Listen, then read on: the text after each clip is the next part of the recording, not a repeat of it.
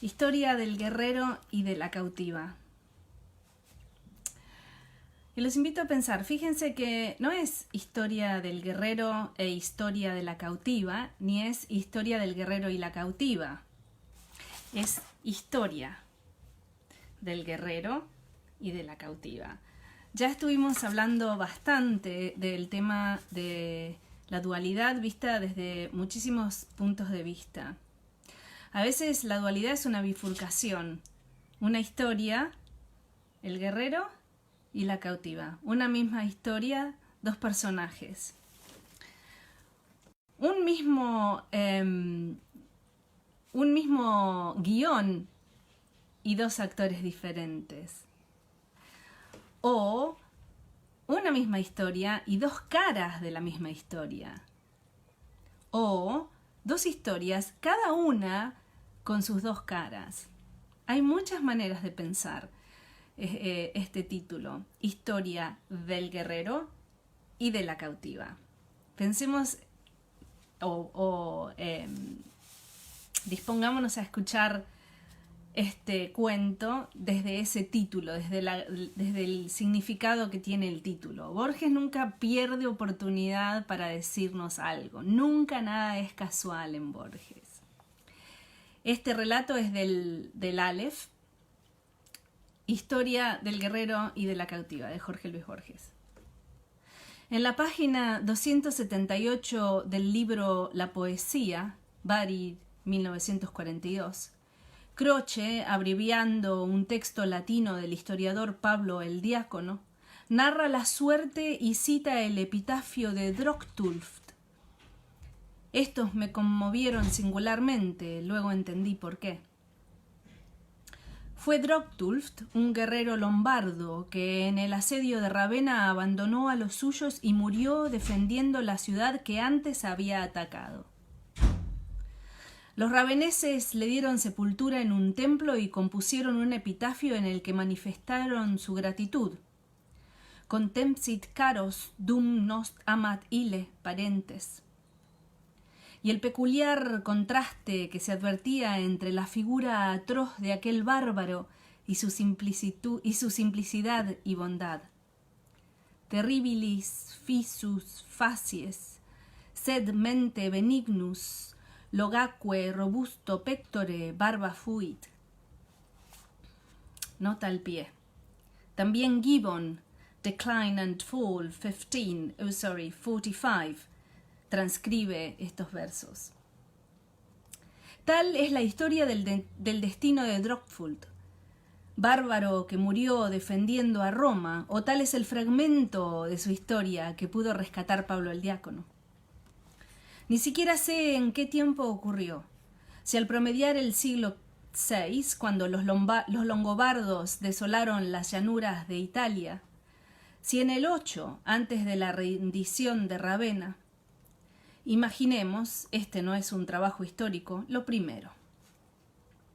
Imaginemos, subspecie aeternatus, a Drocktulft, no al individuo Drocktulft, que sin duda fue único e insondable, todos los individuos lo son, sino al tipo genérico que de él y de otros muchos como él ha hecho la tradición, que es obra del olvido y de la memoria. A través de una oscura geografía de selvas y de ciénagas, las guerras lo trajeron a Italia, desde las márgenes del Danubio y del Elba. Y tal vez no sabía que iba al sur, y tal vez no sabía que guerreaba contra el nombre romano.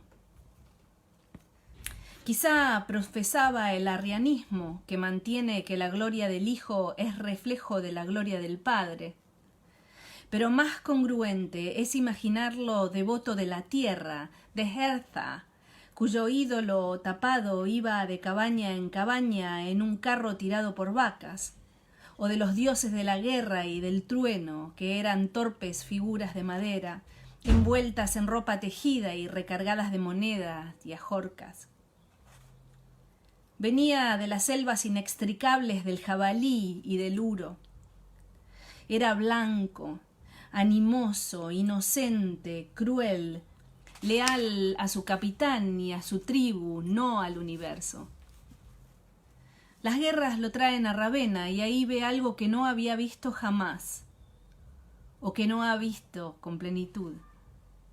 Ve el día y los cipreses y el mármol. Ve un conjunto que es múltiple, sin desorden. Ve una ciudad, un organismo hecho de estatuas, de templos, de jardines, de habitaciones, de gradas, de jarrones, de capiteles, de espacios regulares y abiertos. Ninguna de esas fábricas, lo sé, lo impresiona por bella. Lo tocan como ahora nos tocaría una maquinaria compleja, cuyo fin ignoráramos, pero en cuyo diseño se adivinara una inteligencia inmortal. Quizá le basta ver un solo arco con una incomprensible inscripción en eternas letras romanas. Bruscamente lo ciega y lo renueva esa revelación. La ciudad. Sabe que en ella será un perro o un niño y que no empezará siquiera a entenderla, pero sabe también que ella vale más que sus dioses y que la fe es jurada y que todas las ciénagas de Alemania. Drocktulf abandona a los suyos y pelea por Ravenna. Muere, y en la sepultura graban palabras que él no hubiera entendido. Contempsit caros, dum nos amat ille parentes, hac patriam reputans esse Ravenna suam.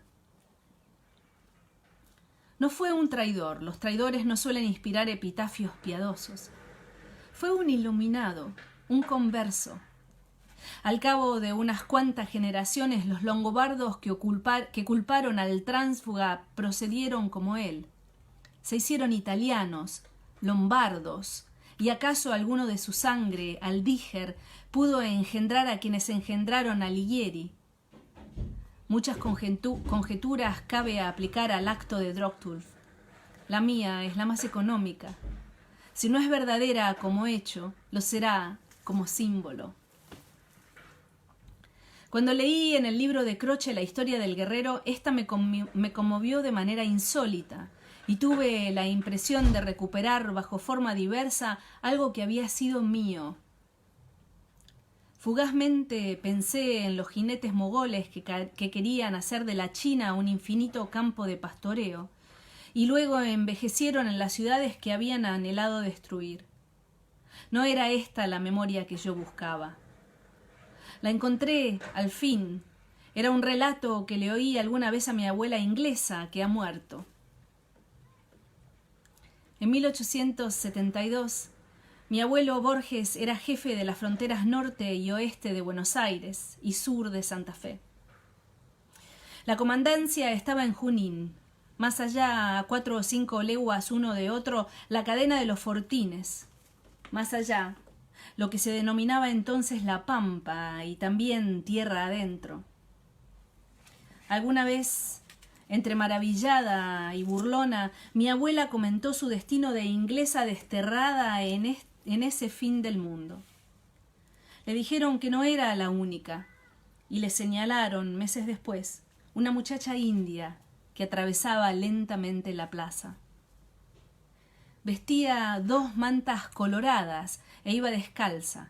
Sus crenchas eran rubias. Un soldado le dijo que otra inglesa quería hablar con ella. La mujer asintió. Entró en la comandancia sin temor, pero no sin recelo. En la cobriza cara, pintarrajeada de colores feroces, los ojos eran de ese azul desganado que los ingleses llaman gris.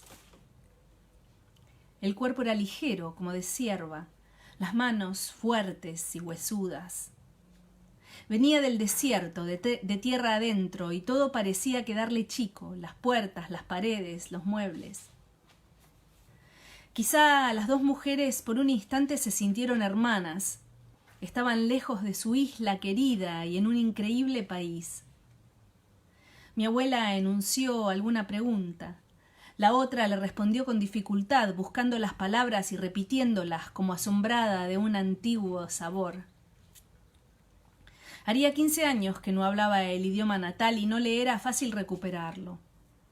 Dijo que era de Yorkshire, que sus padres emigraron a Buenos Aires, que los había perdido en un malón, que la habían llevado los indios y que ahora era mujer de un capitanejo a quien ya había dado hijos y que era muy valiente. Eso lo fue diciendo en un inglés rústico, entreverado de araucano o de pampa, y detrás del relato se vislumbraba una vida feral.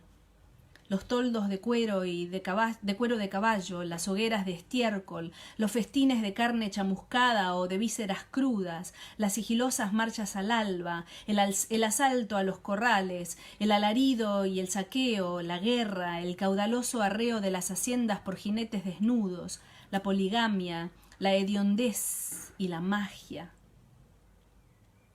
A esa barbarie se había rebajado una inglesa. Movida por la lástima y el escándalo, mi abuela la exhortó a no volver. Juró ampararla, juró rescatar a sus hijos. La otra le contestó que era feliz y volvió esa noche al desierto. Francisco Borges moriría poco después, en la Revolución del 74. Quizá mi abuela, entonces, pudo percibir en la otra mujer, también arrebatada y transformada por este continente implacable, un espejo monstruoso de su destino. Todos los años la india rubia solía llegar a las pulperías de Junín o del Fuerte Lavalle en procura de baratijas y vicios. No apareció desde la conversación con mi abuela. Sin embargo, se vieron otra vez. Mi abuela había salido a cazar. En un rancho cerca de los Bañados, un hombre degollaba una oveja. Como en un sueño, pasó la india a caballo. Se tiró al suelo y bebió la sangre caliente. No sé si lo hizo porque ya no podía obrar de otro modo, o como un desafío y un signo. 1300 años y el mar median entre el destino de la cautiva y el destino de Drotulf. Los dos, ahora, son igualmente irrecuperables. La figura del bárbaro que abraza la causa de Ravenna, la figura de la mujer europea que opta por el desierto, pueden parecer antagónicas. Sin embargo, a los dos los arrebató un ímpetu secreto, un ímpetu más hondo que la razón, y los dos acataron ese ímpetu que no hubieran sabido justificar.